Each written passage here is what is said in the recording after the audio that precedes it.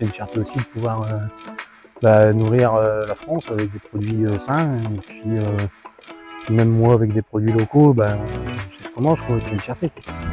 Fierté. Je m'appelle Languerrand, donc j'habite à Sommereux, dans l'Oise. Je suis agriculteur dans une ferme de polyculture élevage. Je me suis installé il y a 8 ans. En élevage, j'ai 20 mères de vaches allaitantes blondes d'Aquitaine. Après, en céréales, je cultive 140 hectares à peu près. Donc en céréales, c'est blé, colza, betterave, lin, maïs, grains. Et à côté de tout ça, j'ai aussi, je fais un petit peu de maraîchage, donc surtout des fraises. Donc j'ai 2000 m² de serre hors sol, en fraises.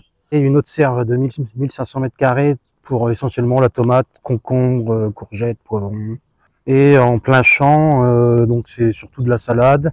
Cette année, j'ai replanté des asperges pour récolter l'année prochaine.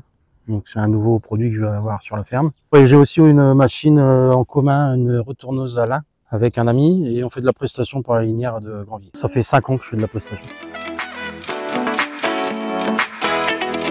Je suis tout seul sur la ferme. J'ai un saisonnier du mois de mars jusqu'au mois de septembre, qui vient que le matin. Et j'ai aussi mon père qui est là sur la ferme tous les jours pour m'aider. Il est retraité. Ouais. J'ai repris les parts de papa, on était en GAEC. On s'est séparés, donc on a racheté les bâtiments, le matériel. Après j'ai une reprise de 25 hectares que j'ai repris des terres. Et après j'ai remis une nouvelle serre aussi, donc là les projets.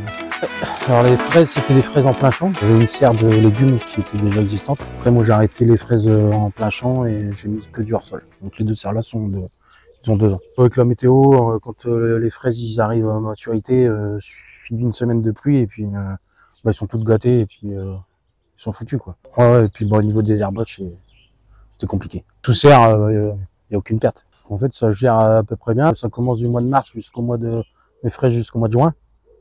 Après ça donne plus, donc la moisson elle arrive juste derrière. Et puis tout ce qui est tomates, j'ai mon père et puis mon salarié qui fournit juste le magasin et le distributeur.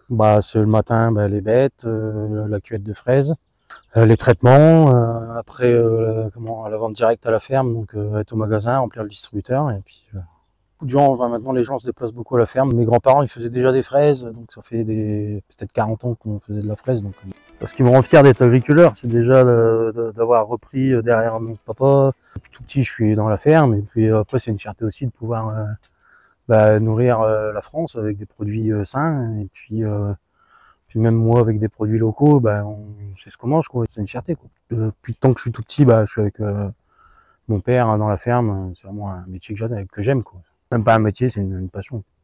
Les points négatifs, c'est que par rapport à tout ce qu'on fait, si on pourrait être avoir un peu plus d'avantages au niveau financièrement, gagner sa vie bien, voilà, avoir des revenus qui. C'est sûr que comme je suis assez diversifié, même par rapport la prestation de la lignée que je fais pour la linière, les fraises, ça permet aussi que si les cultures, les rendements sont pas trop bons, les prix non plus, j'arrive un peu à me rattraper avec les fraises ou la prestation que je fais. Et heureusement que je suis assez diversifié, parce que sinon ça serait compliqué.